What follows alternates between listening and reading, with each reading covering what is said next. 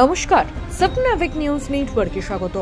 দমদম বেদিয়াপাড়ায় প্রকাশ্যে পেট্রোল ঢেলে পুড়িয়ে মারার চেষ্টার ঘটনায় নয়া মোড়। অভিযুক্তদের নাম না বলার জন্য ভিজিটিং আওয়ার্সের পর আরজিকর হাসপাতালে গিয়ে আক্রান্তের হাতে ৫,০০০ টাকা দেওয়ার অভিযোগ উঠল দক্ষিণ দমদম পৌরসভার ১১ নম্বর ওয়ার্ডের কাউন্সিলর মৃন্ময় দাসের বিরুদ্ধে। এখানেই শেষ নয়, বিষয়টি জানতে পেরে আক্রান্তের পরিবারের সদস্যরা শুক্রবার সন্ধ্যাবেলা পার্টি অফিসে টাকা ফেরত দিতে গেলে বাধে গন্ডগোল। অভিযোগ, তাদের পথ আটকায় তৃণমূল কর্মীরা। দেখে নেব সেই ছবি।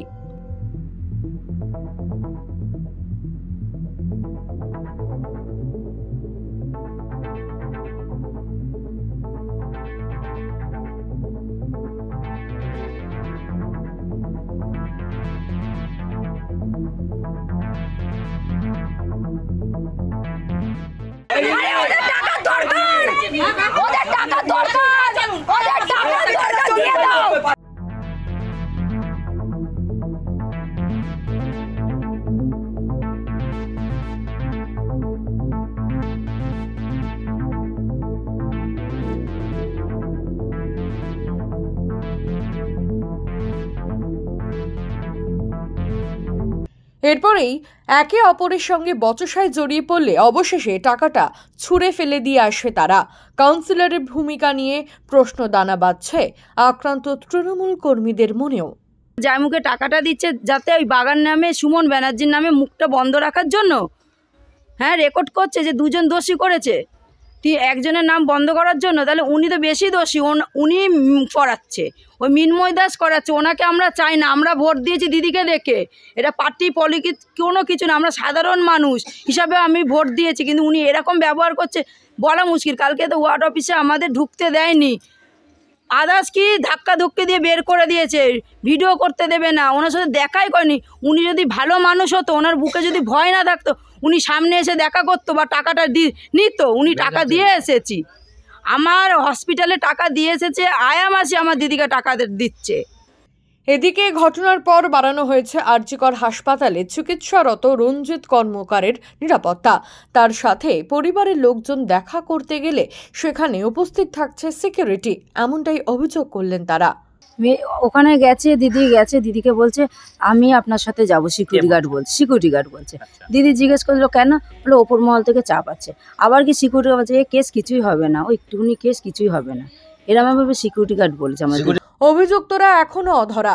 এই আক্রমণ ফের নেমে আসতে পারে পরিবারের অন্য সদস্যদের ওপরেও আশঙ্কা প্রকাশ করলেন আক্রান্তের পরিবারের সদস্যরা।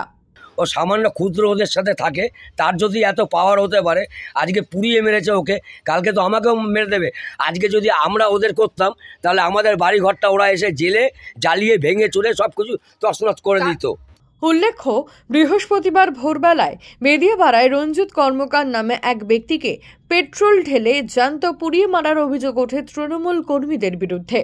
ঘটনার পর ৪৮ ঘন্টা পার, এখনও অধরা অভিযুক্তরা। এ নিয়ে প্রশাসনের বিরুদ্ধে ক্ষোভ বাড়লেও একই সঙ্গে প্রশ্নের মুখে কাউন্সিলরের ভূমিকাও।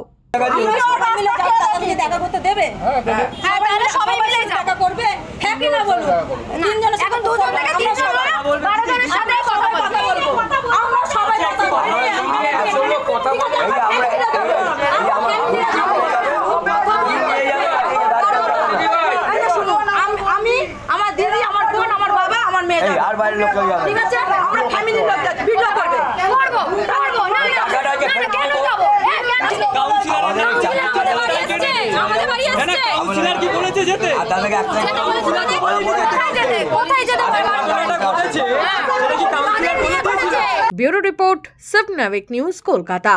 সমস্ত খবরের আপডেট পেতে লাইক করে সাবস্ক্রাইব করুন স্বপ্নাভিক নিউজ। সেই সঙ্গে বেল বাটন প্রেস করতে ভুলবেন না। আপনাদের একটা সাবস্ক্রিপশন আমাদের জন্য অত্যন্ত মূল্যবান। একই সঙ্গে ফলো করুন আমাদের হোয়াটসঅ্যাপ চ্যানেলটিও। জয় হিন্দ।